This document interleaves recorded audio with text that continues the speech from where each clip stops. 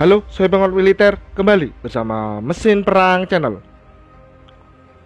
Menteri Pertahanan Indonesia Prabowo Subianto beberapa hari yang lalu melakukan kunjungan kerja ke beberapa negara, termasuk ke Jepang.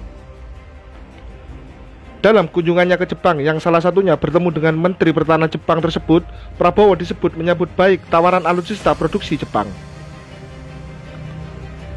Adapun agenda Prabowo Subianto ke Jepang yang dilakukan pada Rabu 3 April 2024 melakukan pertemuan dengan Perdana Menteri Jepang Fumio Kishida dan Menteri Pertahanan Jepang Kihara Minoru.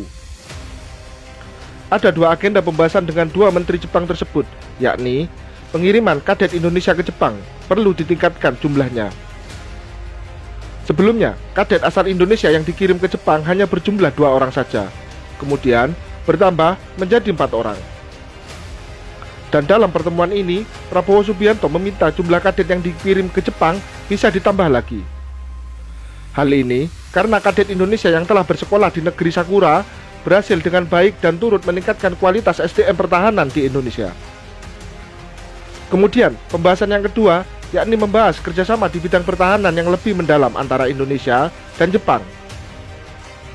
Ke depan, diharapkan kerjasama ini dapat memperkuat hubungan kedua negara yang lebih kuat, khususnya untuk mendorong kawasan Indo-Pasifik yang bebas dan terbuka. Yang menarik dalam kerjasama di bidang pertahanan ini, di mana diketahui saat ini Jepang tengah berusaha menawarkan produk alutsistanya ke berbagai negara termasuk Indonesia, setelah Amerika Serikat mengizinkan negeri matahari terbit tersebut untuk mengekspor alutsista dalam negerinya.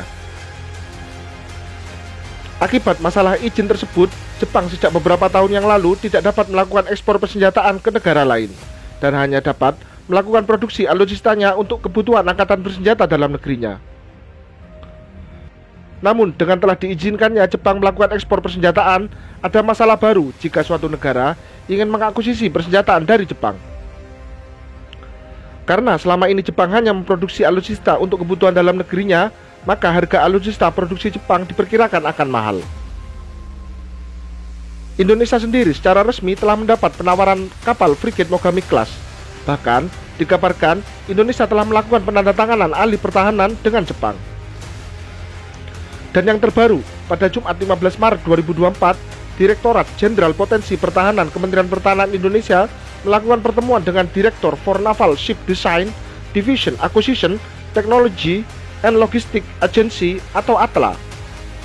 Dalam pertemuan ini, ATLA menawari Indonesia kerjasama industri pertahanan untuk membangun kapal frigate masa depan atau Indonesia Future Frigate.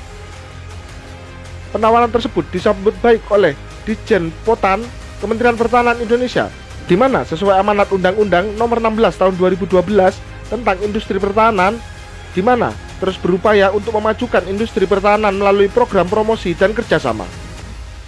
Jika merujuk dari penawaran ini, maka frigate yang paling realistis yakni Mogami Class yang sebelumnya telah ditawarkan ke Indonesia.